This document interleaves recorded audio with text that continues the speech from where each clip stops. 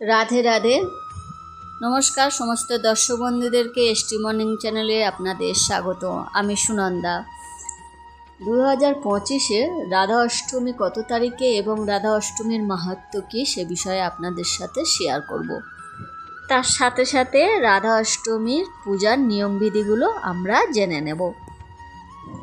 2025 31শে August 14ই ভাদ্র রবিবার শ্রীমতী রাধারানী শুভ আবির্ভাব হয়েছিলেন।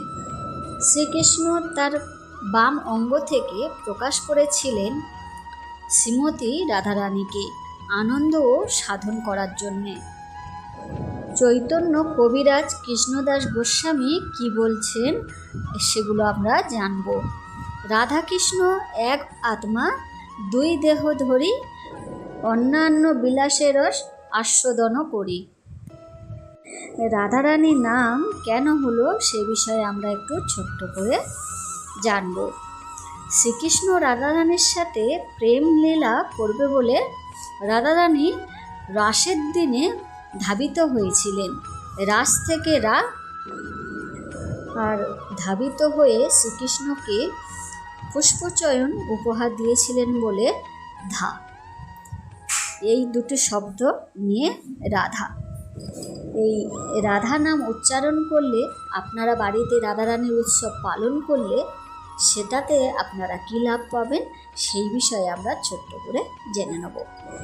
র উচ্চারণ করলে অতি পাপ মানে কোটি পাপ থেকে মুক্তি পাবেন। তারপরে আছে আ উচ্চারণ করলে স্বর্গবাস হবে। তারপরে আছে ধ উচ্চারণ করলে আয়ুক্ষয় রোধ হবে। তারপরে আছে আ, সেটা উচ্চারণ করলে সংসার বন্ধন নষ্ট হবে। দর্শক বন্ধুরা, আপনারা বুঝতেই পাচ্ছেন যে এই রাধারানীর নাম উচ্চারণ করলে আপনারা কি পাচ্ছেন। আর ভগবদ্গীতায় বলছেন এই রাধারানীর নাম জপ করলে একমাত্র শান্তি মেলে। দর্শক বন্ধুরা, আপনাদের প্রত্যেকের কাছে অনুরোধ, ভগবদ্গীতা অবশ্যই পড়বেন, বাড়িতে রাখবেন। রাধা কৃষ্ণর নাম জপ করতে যদি পারেন তবেই শান্তি ও মুক্তি লাভ করতে পারবেন। হরে কৃষ্ণ কৃষ্ণ কৃষ্ণ হরে হরে, হরে রাম রাম রাম হরে হরে। শ্রীকৃষ্ণ প্রণাম মন্ত্র আপনারা যখন বাড়িতে পুজো করবেন এই মন্ত্র অবশ্যই বলবেন। হে কৃষ্ণ করুণা সিন্ধু দীনবন্ধু জগৎপতে, গোপেশ্বর গোপিকাকান্ত রাধাকান্ত নমস্তুতে। রাধারানীর প্রণাম মন্ত্র। স্তব্ধ কাঞ্চন গৌরাঙ্গী রাধে বৃন্দাবনেশ্বরী, বিশ্বভানুসুতা দেবী প্রণামী হরিপ্রিয়ে। অবশ্যই 3 বার করে ভগবদ্গীতা ভাদ্র পূর্ণিমার দিন অবশ্যই দান করার চেষ্টা করবেন, পূর্ণ ফল পাবেন। সংসারের বিপদ আপদ থেকে মুক্তি পাবেন, শান্তি পাবেন ও প্রত্যেকে আনন্দ উপভোগ করতে পারবেন। শ্রীমদ্ ভগবদ্গীতার অর্থ হলো শ্রী মানে সৌন্দর্য, মদ মানে আছে, ভা মানে জ্যোতি মানে উজ্জ্বল জ্যোতি, গ মানে গতি, ঊর্ধ্বগতিতে নিয়ে যাবে, ব মানে বরিষ্ঠ মানে সর্বশ্রেষ্ঠ গ্রন্থ হলো শ্রীমদ্ ভগবদ্গীতা। তারপরে ত মানে তরণী, নৌকা স্বরূপ, আর তার মানে আপনার ভবসাগর পার করবে অতি সহজে। তাই অবশ্যই শ্রীমদ্ ভগবদ্গীতা রাখুন, পড়ুন, দান করুন। দেখুন আপনারা নিজেরাই উপভোগ করতে পারবেন আপনারা কতটা শান্তি পাচ্ছেন, আপনারা আপনাদের পরিবারকে নিয়ে কতটা আনন্দে আছেন। রাধা অষ্টমী ব্রত পালনের সঠিক নিয়মবিধি।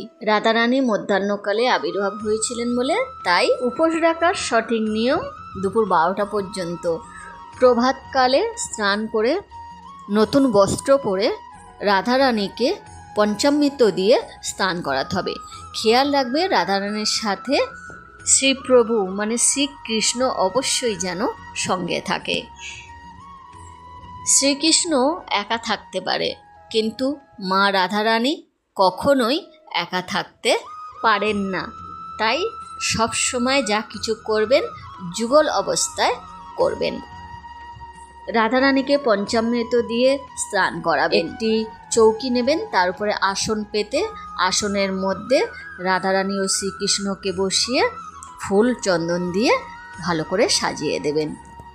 আপনি যেমন পারবেন, ক্ষীর, লুচি, হালুয়া, চাটনি, বিভিন্ন রকমের সবজি, তরি তরকারি, যেমন আপনার সামর্থ্য হবে যতটুকু পারবেন আপনি রাধারানীকে অন্তর থেকে সেবা করবেন। দেখবেন যা দেবেন তাতেই রাধারানী ভীষণ খুশি হবেন। রাধারানীকে খুশি করতে পারলে আপনি অতি সহজেই শ্রীকৃষ্ণর কৃপালাভ পেতে পারেন। তার কারণ রাধারানীর খুশিতেই শ্রীকৃষ্ণ খুশি। একটি ঘট স্থাপন করবেন। পঞ্চামৃত বানানোর জন্যে দই, দুধ, ঘি, মধু এবং গোমূত্র থাকছে। যদি না পান ডাবের জল দিয়ে দেবেন। দর্শক বন্ধুরা, আবার আপনাদেরকে মনে করিয়ে দিই, শ্রী শ্রী রাধাকৃষ্ণের মহামন্ত্র অবশ্যই জপ করবেন। রাধে রাধে, জয় শ্রীকৃষ্ণ। আপনারা প্রত্যেকে ভালো থাকবেন। ভিডিওটি ভালো লাগলে অবশ্যই লাইক ও সাবস্ক্রাইব করবেন। বন্ধু বান্ধবের কাছে অনেক অনেক শেয়ার করবেন। আর বিভিন্ন রকমের ভিডিও আছে, চ্যানেলটি অবশ্যই বেল আইকনটি করে রাখবেন। আর কমেন্ট বক্সে জয় শ্রীকৃষ্ণ রাধে রাধে লিখতে ভুলবেন না। মা রাধারানীর কাছে প্রার্থনা করি সবাই ভালো থাকুন, সুস্থ থাকুন। নমস্কার।